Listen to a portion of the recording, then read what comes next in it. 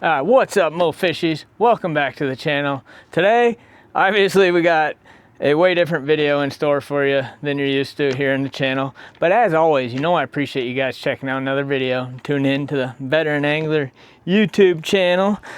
So yeah, today we're going to address the trolling motor and battery issues I've been having.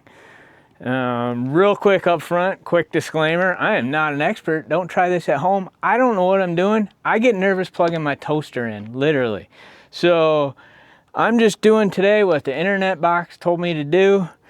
But if you have these problems, do your own research and maybe have an expert look at your stuff. Because like I said, I am not an expert and I'm just doing what I found on the internet. So that being said, this is like reason number 47 or maybe it was 52, I don't know, one of them, to become a tournament kayak angler, because you know you're going to want a trolling motor. You got to have one just to be competitive, really. And you're going to have to figure out how to service said trolling motor, or you're going to have to pay somebody else to do it.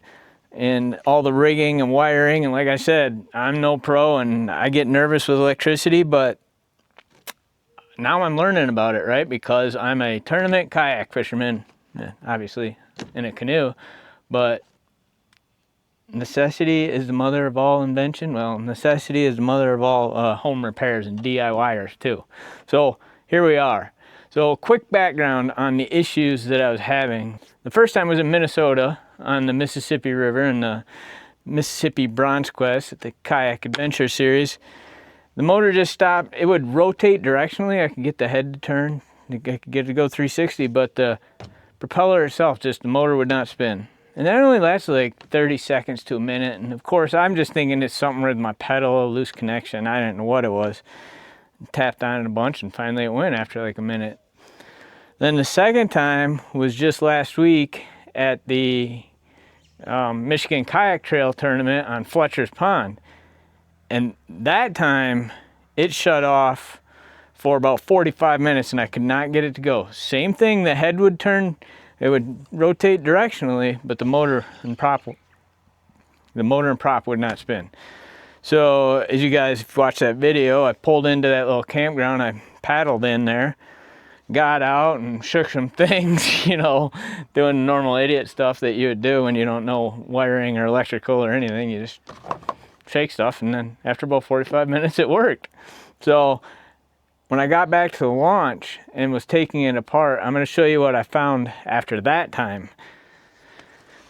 Bring you guys in close here.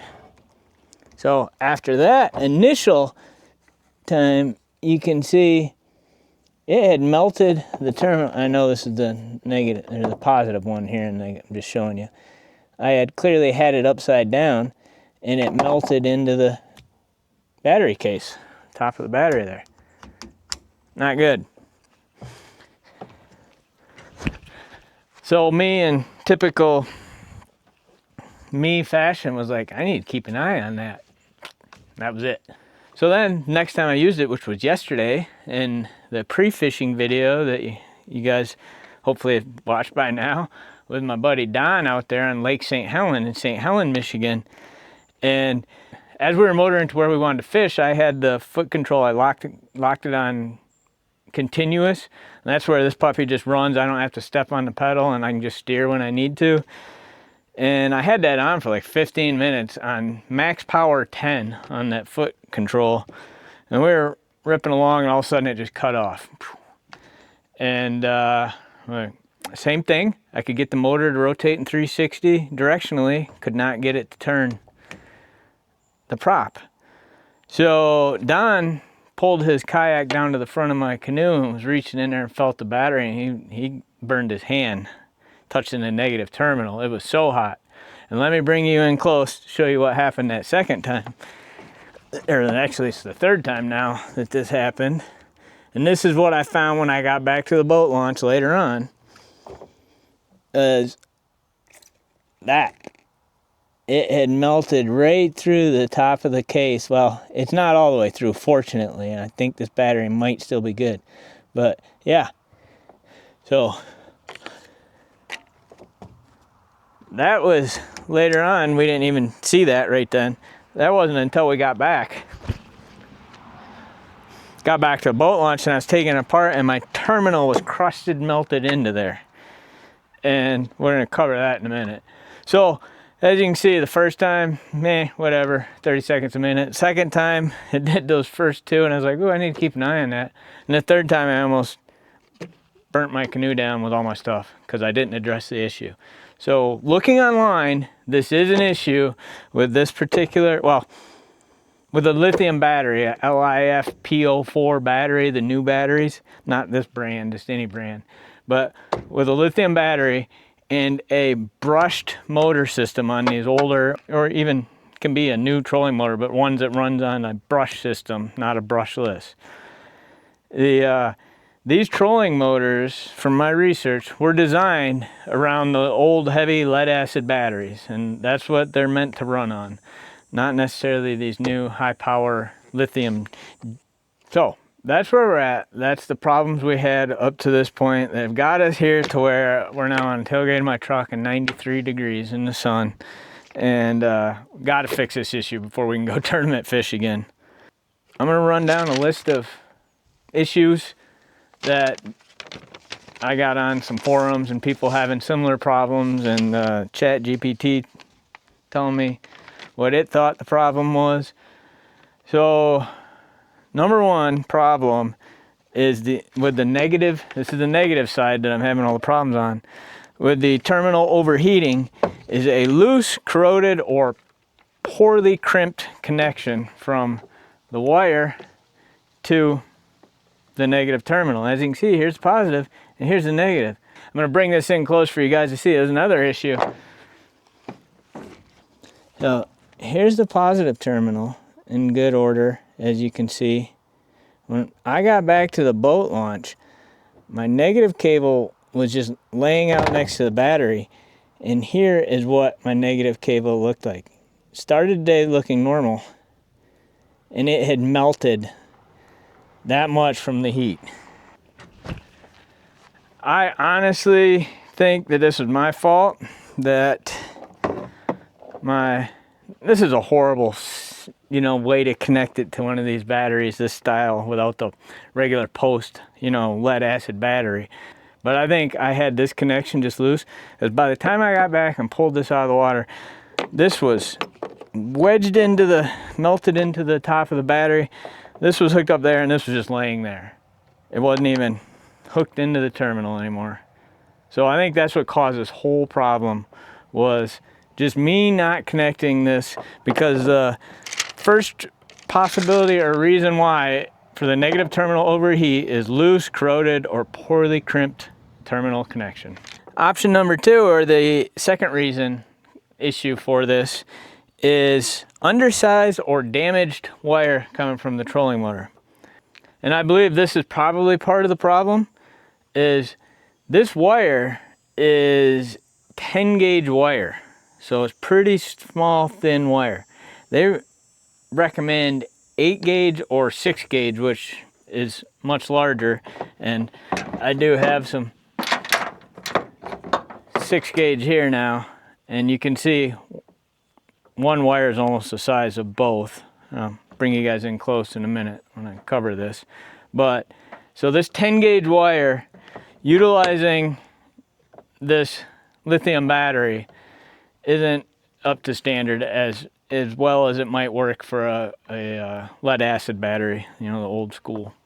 So that's the second thing. Excessive current draw is the third reason this could have happened. Well, I was giving it some excessive current draw. Like I said, I had the foot control, I had it locked over on continuous. So that puppy was pegged out for 15 minutes, running on 10, which is the highest setting just across the lake when it happened. So yeah, excessive current draw, I checked that box too. I was hammering it. And then no fuse or breaker between the battery and the motor. I don't have a fuse or a breaker in line, and I'm not going to put one in today either, but that could be another reason that it allowed this to happen. However, that would have just probably stopped this from happening. I would have still had the issue. And the other thing it could be that we'll check out today, pretty sure it's not, but is a prop obstruction. I might have some line up in here that's But you can see that's still spinning pretty freely. 99.9% sure that's not it, but we're gonna take it off, make sure we don't have fishing line up in there anyways, you know, just kind of PMCS, preventive maintenance and checks. Preventive maintenance and check services. Wow, that's a military term. So to address the loosely corroded or poorly crimped terminal and undersized wire, what I did is went to West Marine, and you can buy wire by the foot, and you can buy the terminals right there that you need to use, and they have a crimping station where you can just take the terminals that you just bought and properly crimp them on, like I said, nice and tight. I'm gonna wrap those in electric tape also. So this is 6-gauge wire. We're gonna have to wire these into the motor, and you know, going from one of those stupid connectors to an actual thing when you're using a bolt and not using a post like the lead acid. So real quick first, I just want to check the prop. It can't hurt anyways, right? Make sure we don't have any, I imagine there's line wrapped up in there. I wouldn't. Oh, so there you go. Well, holy cow. You know what? There's a lot of fishing. Maybe this was a big part of it. I'm gonna bring you in close because crap, I didn't realize that, honestly. There's a whole spool of fishing line there, plus weeds. I mean, yeah, that absolutely is probably part of the problem. Wow, okay. All right, so I really wasn't expecting that. I didn't think it was that. I thought it was my tightening job on my stinking battery connector. But this all probably added to the issue. So, Fishies, check your trolling motors. Do some PMCS, some preventive maintenance and check services. And don't burn your boat down like I almost did. All right, this is so bad I had to go get a knife. All right, I'm gonna come show you more Fishies. This. Yeah, that was all behind it. So, that could definitely have been causing resistance, and definitely was causing resistance in the propeller, and causing the motor to draw more, to overheat, to, yeah, definitely could have been the issue. Not just the battery terminal connector itself. Let me know what you guys think down in the comment section, other than the fact that I'm an idiot. So next, I'm gonna move this out of the way. Next is to replace the battery cables with these much thicker, heavier gauge, like I said, 6 AWG compared to 10, much larger. I literally have no clue what I'm doing here, y'all.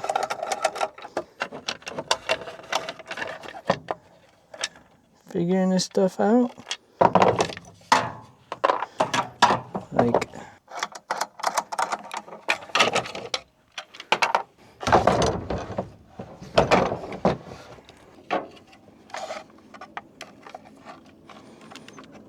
alright, you can have a look here, see what we're looking at.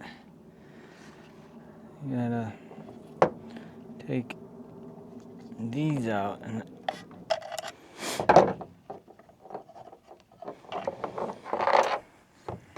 so yeah, we're gonna have to finish this another day, probably tomorrow, because I don't want to reuse these and I don't have any, and it's Sunday. So, yep, tomorrow. All right, just like that, it's day 2 of this project. Fishies, I made 8 stops today trying to get the stuff I needed for this project, this upgrade, this wire job, if you will. Let's see, I stopped at 2 different electricians. One was an electrician, one was an electrician supply warehouse. AutoZone twice, West Marine twice, Walmart, and Lowe's. And then, like I said, AutoZone and West Marine twice. So 8 times, 8 stops trying to get the stuff that I needed for this. And I just couldn't do it. They don't make it. They do. You have to custom order it. One of the electricians told me possibly, but they didn't even have the stuff. So what the problem is this 6-gauge wire, necking down from that 6-gauge wire to get these exact ends, those terminals that we need to plug in up into the trolling motor here. They just don't make these little end pieces to go on from 6-gauge down to that small. And obviously maybe they don't for a reason, because when you neck it down that much, you're creating a resistance point. And I talked to the electrician about just cutting this and wiring it into here, you know, kind of splicing it in, and he said no, you're making a resistance point, which makes sense. So then what I decided I was going to do is just remake a new wire, a new 10-gauge wire like this, and just get some of these. Well, it turns out this isn't 10 gauge. This is actually 8-gauge that comes on this trolling. And using 8-gauge wire, I still couldn't find these connectors. Everything was 10 to 12 and it wouldn't fit properly, and I don't want to create a resistance point for the electricity. So in the end, what I ended up doing was, this is the old wire that I took off. I cut those crappy terminals off that I had on there and just crimped on some new terminals onto the old wire, and I'm going to rewire this back in, because like I said in day 1 of this project, that I think the third reason that this could have happened was the wiring was too small. Yes, but as you guys saw, my prop was loaded with a whole spool of fishing line, and I believe that I did not have this firmly connected on the wire, because for the last 3 months you guys have been watching me run this setup and it was fine, and I think this just got loose, and yeah, that's what caused this problem. So new crimped on connections, I'm going to tape them, and then I think we'll be good. Just reuse this. I'll keep an eye on it. I'm going to take it out and test it on my boat where the battery is right in front of me and I can get to it, unlike my canoe where it's way up front. I'll be able to monitor it the whole time I'm out there testing it out, you know. So let's get to it.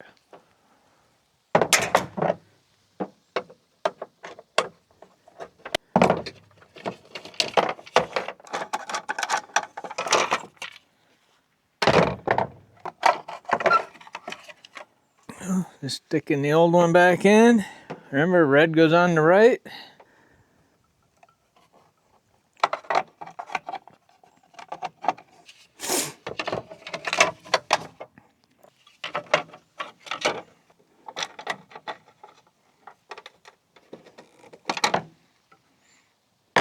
I don't know if this battery's good or not. It didn't melt the whole way through, I don't believe.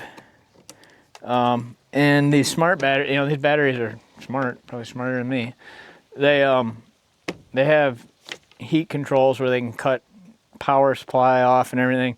So hopefully the battery's okay, but if not, I did order one. It should be here tomorrow, no, 2 days. I ordered a backup one. It's just good to have a backup battery at these tournaments anyways, if your battery does die, because the other one I ordered is not this brand. It was $150 on Amazon. You know, it's a cheap Chinese 12-volt, 100-amp-hour lithium battery. But at the last tournament, a dude's battery died, and he had to run out and grab one locally, and it was $900. So, you know, something you might want to think of. 150 or 900, even 250 or 900. Might be nice to have on hand, spare. Now, I have not recharged this since the tournament. Just because I wanted to wait, do all this. So we're gonna plug this in and check her out, see if it works, and then, so here it is. I got my foot control. This is what I was telling you when I was going across the lake for like 50 minutes. I had this flipped over just flipped over on continuous, and that just gets the prop going, and all you gotta do is steer. Oh, hit the gas pedal. You know, you can see that, right? So that's gonna be the end of this video, Mo Fishies. What I end up doing, cleaning the crap out behind my prop and replacing the battery end terminals on my power supply. Built this thing that's useless, could not find the connector ends that go up into the motherboard there. And I'll go out and test this on the boat where I can keep an eye on it. I'm gonna go recharge the battery now, make sure it's okay and recharges, because I haven't checked that out yet since it burned it. But that sounds good, looks good, feels good. We'll find out. Well, different type of video. I know, Mo Fishies. Little how-to DIY problem solve, and that's what you're gonna get into tournament fishing. You're gonna have to figure stuff like this out, and this is very basic. I understand that. I didn't wire a whole kayak up, but you gotta start somewhere, right? And that's what this channel is all about, starting somewhere, starting with what you got. Fish more with less. And that's what I'm doing. So, until next time, catch you Mo Fishies later.